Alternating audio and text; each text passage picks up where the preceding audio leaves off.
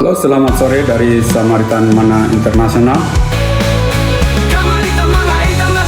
Samaritan Mana Internasional ya, kami Samaritan Mana Internasional bersuara untuk ada orang-orang yang tertindas, bersuara kepada orang-orang yang benar-benar perlu keadilan. Pak Presiden bilang hukum yaitu konstitusi melindungi rakyat sesuai dengan penganut agama dan kepercayaannya masing-masing. Akhir kata Samaritan Mana Internasional mengucapkan hidup adalah 5B, bekerja keras, berusaha, berbakti, berdoa. Berbakti sesuai dengan agama masing-masing, berdoa dengan sesuai dengan agamanya masing-masing, dan bersyukur. Shalom, salam sejahtera buat kita semuanya. Pada saat ini kita akan mendengarkan renungan firman Tuhan yang akan membawa kita kepada pengertian kebenaran firman Tuhan untuk dapat kita lakukan dalam kehidupan kita, karena firman Tuhan adalah pelita bagi kita dan terang bagi jalan kita. Dan firman Tuhan ini kiranya memberkati kita semua dimanapun berada selama menyaksikan. Dan jangan lupa untuk subscribe, like, comment, and share. Dan jangan lupa tekan tombol lonceng untuk tidak ketinggalan video-video berikutnya. Terima kasih, Tuhan Yesus memberkati kita. Amin. Shalom, Bapak Ibu terkasih. Pada pagi hari ini kita akan membedakan firman Tuhan dengan tema pengendalian diri. Mari sebelum kita memulainya, kita awali dengan doa. Selamat pagi, Allah Bapa, Allah Putra, Allah Roh Kudus, Tuhan kami Yesus Kristus. Terima kasih Tuhan, Engkau menyertai kepada kami hingga hari yang baru ini. Engkau memberkati kami dengan nafas kehidupan, kesehatan, keselamatan. Terima kasih ya Tuhan atas perkenanan-Mu pada pagi hari ini. Kami dapat berkumpul bersama di dalam Samaritan Mana Internasional ini Tuhan, untuk memuji, memuliakan nama-Mu, mengucap syukur untuk segala kebaikan Tuhan, dan juga untuk menyaksikan teman-teman, untuk menyaksikan kuasa-Mu yang dahsyat untuk kami Tuhan. Ya Tuhan, ini saatnya kami mendengarkan firman-Mu yang akan Kau sampaikan pada hari ini, pada pagi hari ini Tuhan. Kami percaya firman-Mu yang akan Kau sampaikan pada pagi hari ini penuh dengan kuasa Tuhan, sehingga dapat saling mengingatkan, menguatkan kami satu sama lain ya Tuhan Yesus. Segala kuasa jahat, roh jahat yang menghalangi penyampaian firman-Mu pada pagi hari ini Tuhan, kami patahkan dengan darah Yesus. Kuduskan, urapi Tuhan, kami pribadi, lepas pribadi, sehingga firman-Mu yang akan Kau sampaikan pada kami dapat tertanam dan tumbuh serta berbuah-buah. Terima kasih Tuhan Yesus, Engkau kuduskan segala perlengkapan yang dipakai untuk menyampaikan firman-Mu ini Tuhan. Terpujilah nama-Mu Tuhan Yesus. Haleluya. Amin. Ya, selamat pagi Bapak Ibu terkasih.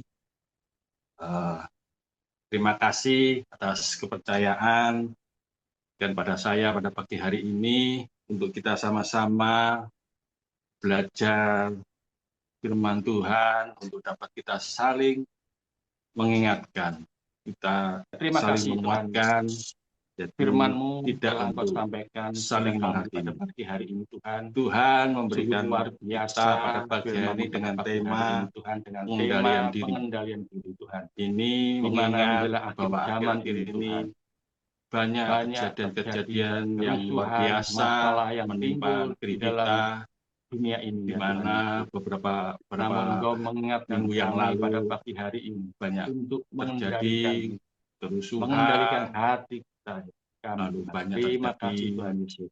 Kami percaya masalah Tuhan, firman-Mu pagi hari ini politik dan akan juga membuka masalah hati hukum. kita, pikiran kita, Nah, Bapak Ibu untuk terkasih, merefresh kembali Bapak Ibu terkasih. firman Tuhan Untuk yang bisa mendasari menjaga tema hati. pengendalian diri ini Terima adalah kasih Tuhan di Yesus. Kami Amsal percaya Tuhan, 16 bahwa ayat firman-Mu 32. pagi hari ini Tuhan tidak akan pernah kembali Bunyinya sia-sia yaitu Tuhan. di Amsal 16 Firman-Mu pada pagi ayat hari ini 32, akan tumbuh orang dalam yang hati kami, sabar pribadi lepas pribadi melebihi Tuhan, seorang dan akan pahlawan. terus berbuah Tuhan. Orang yang Karena Engkau menguasai yang memilih dirinya kami Tuhan untuk melebihi orang berbuah. yang merebut Terima kota. kasih Tuhan Yesus. Jadi Terpujilah Bapak Ibu nama-Mu Tuhan. terkasih, Haleluya. Amin. Tan Mana Internasional, inilah channel TV kami. Religi informatif, bisnis, humanity, edukasi dan sosial, refleksi dan entertain. sabar itu adalah Saksikan kreasi kami, Samaritan Mana Internasional. Samaritan Mana Internasional. Kami Samaritan Mana Internasional. Inilah channel TV kami. untuk mengontrol pikiran, perasaan, dan tindakan kita. Di Amsal 16 ayat 32 ini berbicara bahwa orang yang sabar melebihi seorang pahlawan.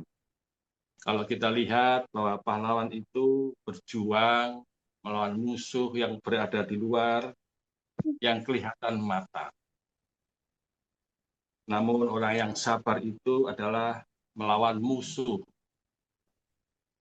dari dalam diri kita sendiri,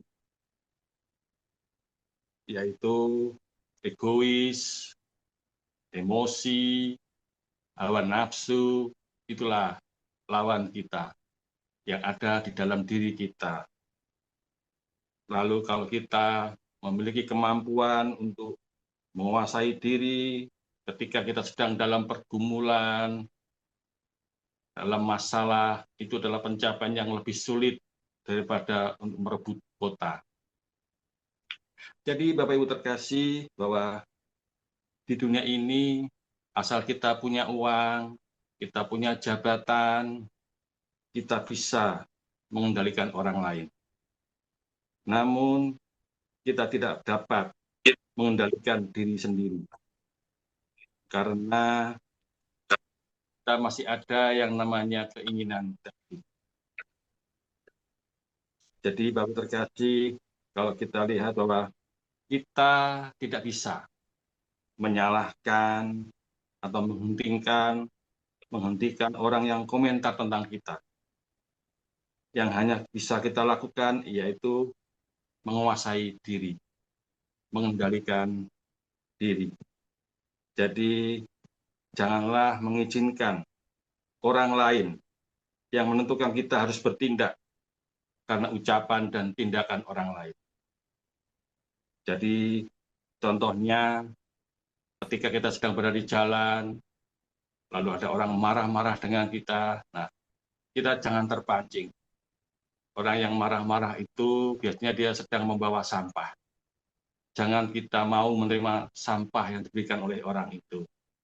Mungkin saat itu dia sedang ada masalah di rumah, dengan istri, dengan keluarga, atau mungkin dia ada masalah dengan pekerjaan. Nah, mereka membawa sampah kemana. Ketika dia melampiaskan marahnya, maka dia buang sampahnya itu. Jadi kita harus bisa mengendalikan diri. Jangan kita mau menerima sampah yang diberikan oleh orang itu.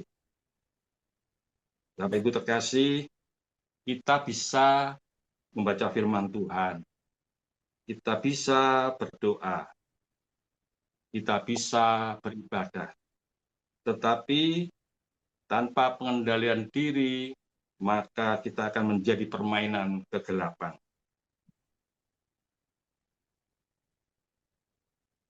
Kita tidak bisa masuk kerajaan Allah tanpa pengendalian diri. Karena orang yang tidak bisa mengendalikan diri itu tidak bisa melakukan kebenaran. Kita tahu bahwa di Roma 14 ayat 17, sebab kerajaan Allah bukanlah soal makanan dan minuman, tetapi soal kebenaran, damai sejahtera, dan sukacita oleh Roh Kudus. Jadi Bapak terkasih, kalau orang yang tidak dapat mengendalikan diri itu tidak akan dapat melakukan kebenaran. Jadi di situ di kerajaan Allah itu berbicara tentang kebenaran. Lalu Bapak terkasih bahwa kita harus menyadari hidup ini seperti kita naik roller coaster. Kadang naik, kadang turun. Nah, pada saat kita berada di atas, pada saat kita naik, jangan kita terlalu bangga atau terlalu bahagia.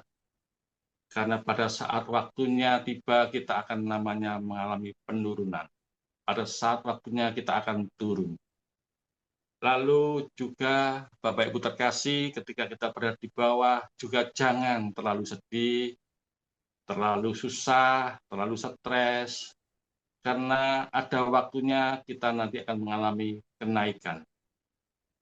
Ada waktunya Tuhan untuk mengangkat kita lagi naik ke atas.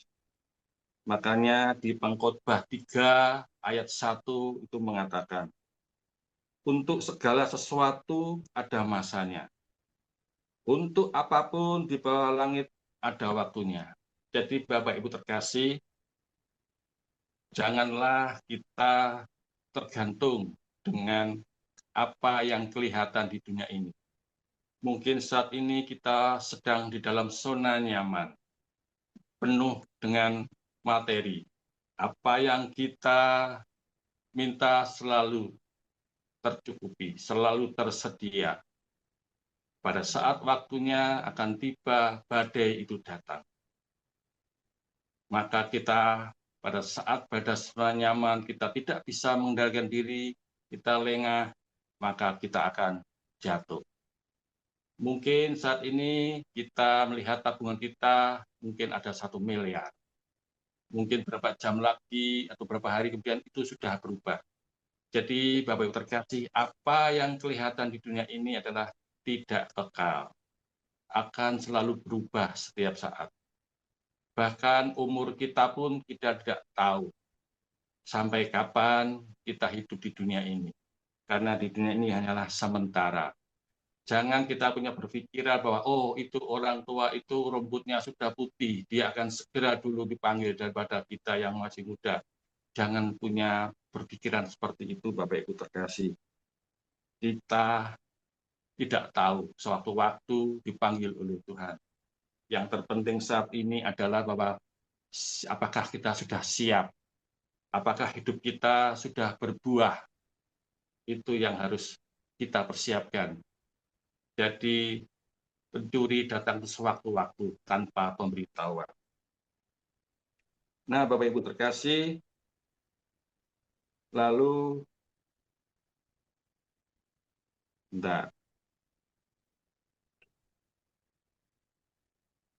pertanyaannya adalah bahwa apa pentingnya kita mengendalikan diri, Bapak Ibu terkasih. Pentingnya kita mengendalikan diri yang pertama adalah agar kita tidak jatuh lagi di dalam dosa. Kita telah lahir baru, kita telah dimerdekakan, rohani kita, roh kita 2000 tahun yang lalu. Ketika Tuhan Yesus mati di kayu salib, Dia telah menebus dosa-dosa kita. Makanya di Roma 6 ayat 6 mengatakan, karena kita tahu bahwa manusia lama kita telah turut disalibkan, supaya tubuh dosa kita hilang kuasanya, agar jangan kita menghambakan diri lagi kepada dosa. Nah, Bapak Ibu terkasih, kita telah bebas dari kuasa dosa dan dari perbudakan dosa. Marilah kita menjaga dan mengisi kemerdekaan itu. Untuk mencapai kemerdekaan itu tidak sesulit kita mengisi kemerdekaan. Dan untuk mengisi kemerdekaan itu, bagaimana kita mengendalikan diri, menguasai hati, pikiran, itulah yang sulit daripada kita mencari kemerdekaan. Lalu pentingnya mengendalikan diri. Yang kedua adalah untuk membentengi pertahanan diri kita. Jadi mengendalikan diri itu adalah untuk membentengi pertahanan diri kita. Di Amsal 25 ayat 28 dikatakan, orang yang tak dapat mengendalikan diri adalah seperti kota yang roboh temboknya. Jadi kita lihat, Bapak Ibu terkasih, ketika zaman dulu tembok kota itu roboh, maka kota itu tidak akan aman. Dia akan mudah diserang oleh musuh. Sama dengan diri kita. Kalau kita tidak bisa mengendalikan diri, mengendalikan hati, kita akan mudah diserang oleh iblis. Mungkin melalui ucapan orang lain, tindakan orang lain. Nah, itulah serangan iblis akan cepat masuk dalam diri kita, menyerang kita. Akhirnya kita tidak ada pertahanan diri, maka kita akan jatuh, Bapak Ibu terkasih. Lalu yang ketiga, pentingnya kita mengendalikan diri adalah agar kita dapat mengambil keputusan yang lebih baik. Kita tidak bisa mengambil keputusan di saat kita emosi, di saat kita kondisinya stres, atau mungkin saat ini sedang ambisi yang tinggi sekali, kita tidak bisa mengambil keputusan. Makanya di Lukas 14 ayat 28 dikatakan, sebab siapakah di antara kamu yang kalau mau mendirikan sebuah menara tidak duduk dahulu membuat anggaran biayanya, kalau cukup uangnya untuk menyelesaikan pekerjaan itu. Jadi semuanya harus kita duduk tenang, kita kendalikan diri dulu, baru kita bisa berpikir jernih di situ. Kita bisa mengambil keputusan yang tepat. Makanya disitulah kita pentingnya untuk mengendalikan diri. Lalu yang keempat, pentingnya kita mengendalikan diri. Bahwa yang keempat adalah iblis itu setiap saat berusaha menjatuhkan manusia. Kita lihat di 1 Petrus 5 ayat 8, di situ dikatakan bahwa sadarlah dan berjaga-jagalah lawan musuh iblis berjalan keliling seperti singa yang mengaum dan mencari orang yang dapat ditelannya. Jadi Bapak Ibu terkasih, lawan kita ini adalah iblis, roh-roh jahat yang tidak kelihatan. Kita tidak akan mampu melawan sendirian. Kita mampu melawannya ketika kita setiap hari kita isi hati kita dengan firman Tuhan. Karena firman Tuhan itulah yang akan membentengi diri kita, yang akan menguatkan kita. Nah, di situ dikatakan singa mau mencari orang yang dapat ditelannya. Orang yang dapat ditelannya itu adalah orang yang tidak pernah membaca firman Tuhan dan melakukannya. Banyak orang-orang yang percaya namun tidak taat untuk melakukannya. Kalau kita hanya percaya, kita tidak ada bedanya dengan iblis. Iblis itu juga percaya, juga gentar lagi malah. Namun yang membedakan bahwa iblis itu dia tidak taat. Jadi Bapak Ibu terkasih, ketika kita membaca firman Tuhan, jangan hanya sekedar lips saja, jangan hanya di bibir saja. Kita berbicara tentang firman Tuhan, namun kita tidak dapat melakukannya. Lalu Bapak Ibu terkasih, pentingnya mengendalikan diri adalah yang kelima, tidak melukai orang lain melalui ucapan kita. Di Mazmur 4 ayat 4 dikatakan, biarlah kamu marah tetapi jangan berbuat dosa. Berkata-katalah dalam hatimu di tempat tidurmu tetapi tetaplah diam. Jadi Bapak Ibu terkasih bahwa lidah ini bisa dikatakan setajam silet. Ketika kita sudah mengucapkan, kita sama dengan sudah meludah, tidak akan dapat menelan kembali. Jadi makanya kita harus berhati-hati di dalam kita berkata-kata. Kalau kata-kata kita sudah melukai orang lain, maka itu akan susah untuk sembuh. pasti akan membekas. Nah, itu Bapak Ibu terkasih, pentingnya kita mengendalikan diri. Jadi yang pertama adalah kita tidak jatuh lagi dalam dosa. Lalu yang kedua, menjadi benteng pertahanan diri. Yang ketiga, agar kita dapat mengambil keputusan yang lebih baik. Yang keempat, bahwa kita harus ingat iblis itu setiap saat berusaha menjatuhkan manusia. Yang kelima, pentingnya kita menjaga diri adalah mengendalikan diri agar kita tidak melukai orang lain melalui ucapan kita. Lalu apa saja yang harus kita kendalikan, Bapak Ibu terkasih? Yang pertama adalah pikiran, yaitu supaya pikiran kita tidak sesat, supaya pikiran kita tetap fokus kepada Yesus. Di 2 Korintus 10 ayat 5 dikatakan, kami mematahkan setiap siasat orang dan merubuhkan setiap kubu yang dibangun oleh keangkuhan manusia untuk menentang pengenalan akan Allah.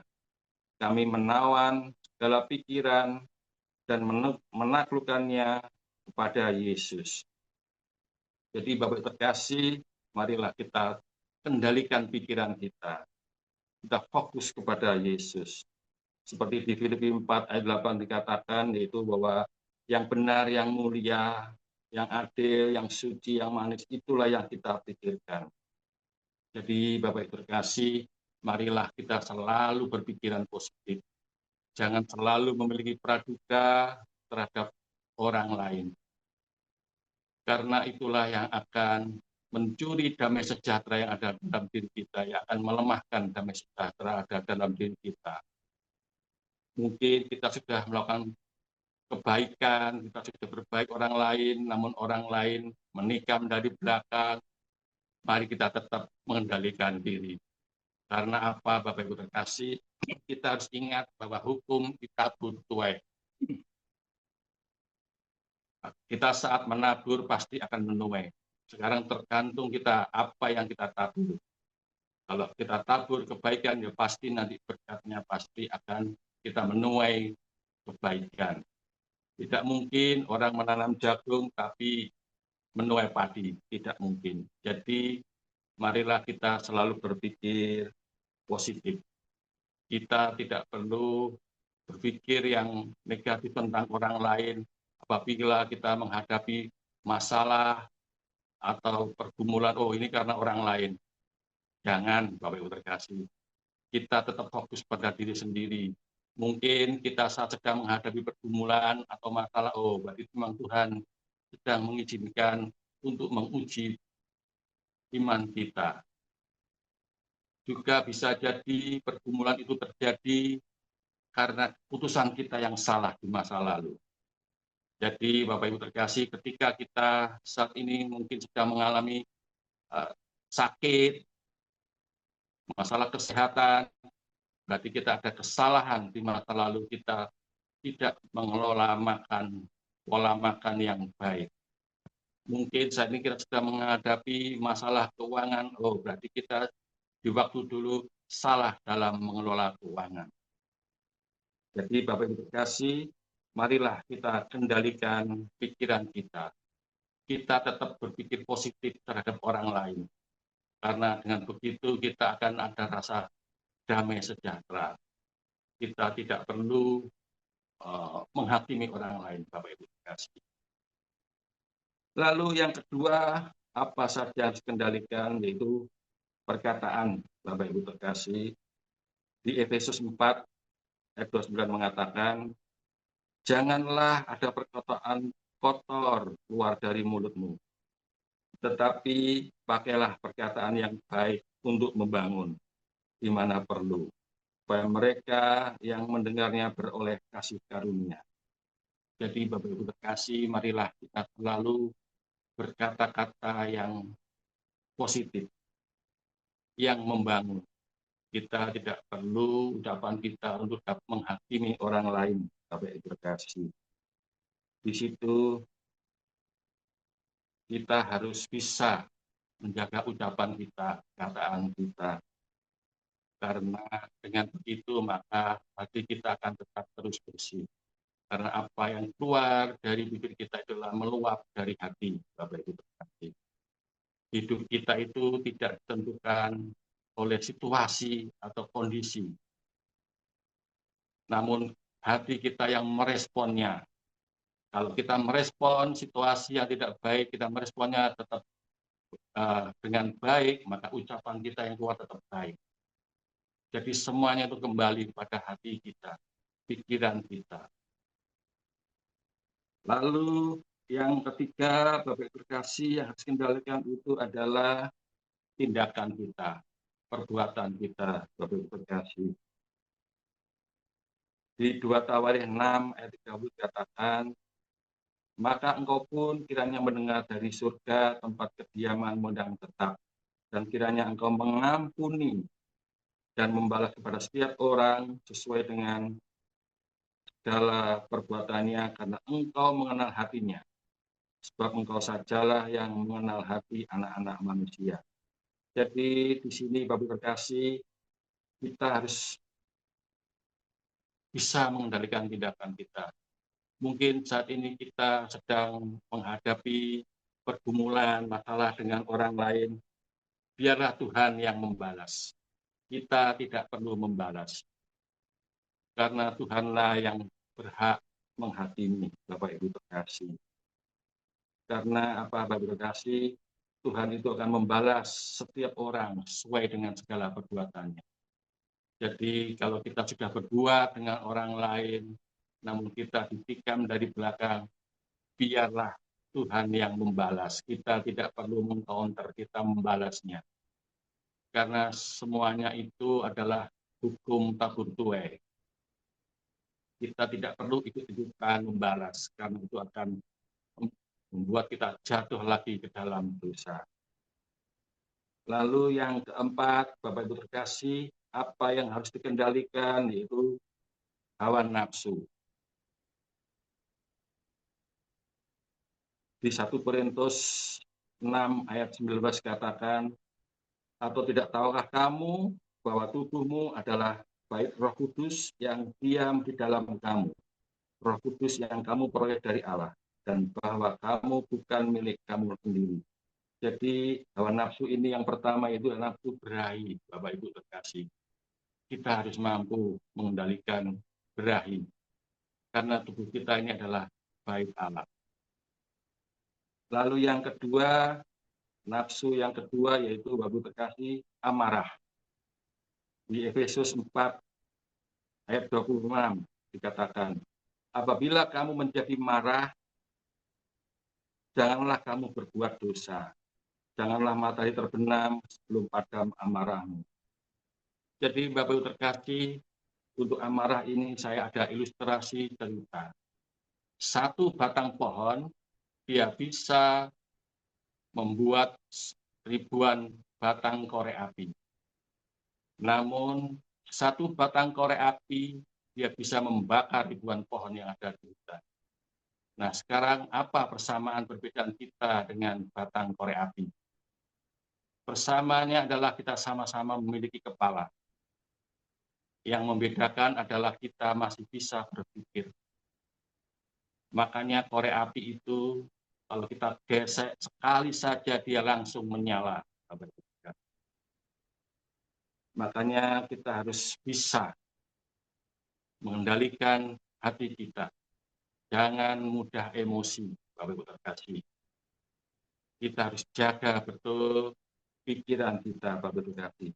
Karena di saat kita emosi, maka semua yang ada perbendaharaan yang kotor di hati kita akan keluar semua. Bahwa kita mungkin pernah berbuat baik, kamu begini, saya berbuat baik, kamu begitu. Jadi, Bapak Ibu terkasih, kendalikanlah diri kita. Jangan mudah berpancing emosi. Telinga dan mata ini adalah jendela hati kita. Makanya kita harus jaga betul mata kita, telinga kita. Kita ini adalah istilahnya, kita ini adalah mandornya. Kalau hati kita ini adalah banknya.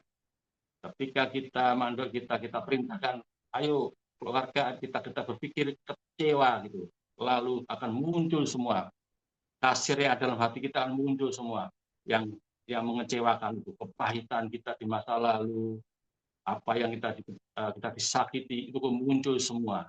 Kita ini adalah mandornya, kita tinggal perintah. Pikiran kita mau berpikir berkat, nah, maka kita akan yang muncul dalam pikiran kita akan selalu berbicara berkat. Kita diberkati kesehatan, kita diberi berkat dengan rohani, kita mampu bersyukur terus pada Tuhan, diberkati dengan keuangan. Nah, tergantung pikiran kita, mandornya ini. Kita mau perintah yang baik atau yang buruk yang kita keluarkan di hati kita. Lalu nafsu yang ketiga, Bapak Ibu terkasih, yaitu nafsu makan. Nah, Bapak Ibu terkasih, di Amsal 23 ayat 1-2 mengatakan, bila engkau duduk makan dengan seorang pembesar, perhatikanlah baik-baik apa yang ada di depanmu. Taruhlah sebuah pisau pada lehermu bila besar nafsumu. Jadi Bapak Ibu terkasih, ini Amsal 23 ayat 1-2 ini berbicara kita jangan serakah atau adi mumpung. Ketika kita diajak makan gratis, kita makan dengan serakah, dengan rakus kita makan, jangan Bapak Ibu terkasih, makan jangan berlebihan, peliharalah tubuh kita Bapak Ibu terkasih. Nah, itulah Bapak Ibu terkasih, apa saja yang dikendalikan. Tadi yang pertama yaitu pikiran, kedua perkataan, yang ketiga tindakan, yang keempat yaitu hawa nafsu, nafsu berahi, nafsu amarah, nafsu makan. Lalu Bapak Ibu terkasih, bagaimana sekarang caranya untuk dapat mengendalikan diri? Yang pertama yaitu kita harus berdoa dan kita harus berjaga-jaga, Bapak Ibu terkasih. Di Matius 26 ayat 41 mengatakan, berjaga-jagalah dan berdoalah, supaya kamu jangan jatuh dalam pencobaan. Roh memang penurut, tetapi daging lemah. Jadi Bapak Ibu terkasih, kita tidak bisa melawan roh-roh jahat yang di udara. Kita tidak mampu. Makanya kita harus berdoa, minta kekuatan agar Roh Kudus yang membimbing kita, menguatkan kita. Dengan kita berdoa, maka kita akan dapat berjaga-jaga setiap saat.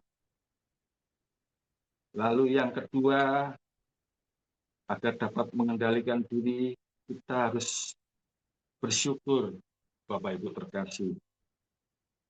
Kita tidak boleh memiliki rasa khawatir yang berlebihan di saat dalam pergumulan atau masalah.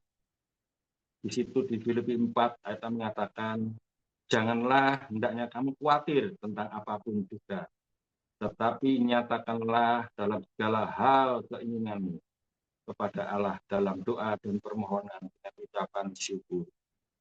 Jadi Bapak Ibu terkasih, ucapan syukur itu sangat dahsyat kuasanya.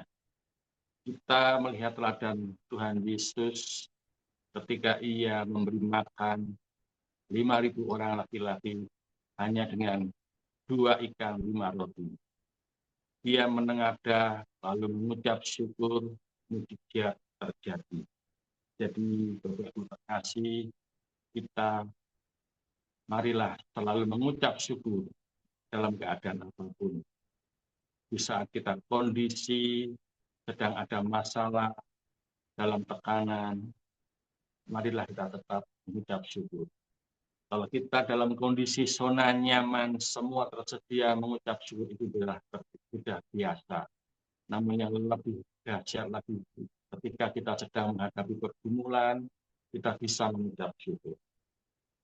Lalu yang ketiga, Bapak Ibu terkasih, agar dapat mengendalikan diri, kita harus baca firman, Bapak Ibu terkasih.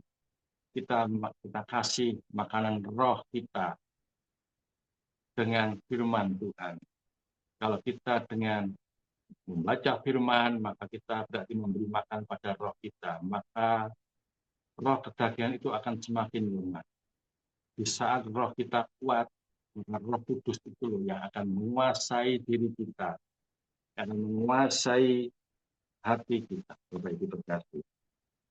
Karena di 2 Timotius 3 ayat 16 katakan, segala tulisan yang diilhamkan Allah memang bermanfaat untuk mengajar, untuk menyatakan kesalahan, untuk memperbaiki kelakuan, dan untuk mendidik orang dalam kebenaran. Jadi Bapak Ibu terkasih, firman Tuhan itu adalah untuk mengubah kita, mengoreksi kita, mengajar kita. Inilah makanan keras yang harus kita telan, yang harus kita terima.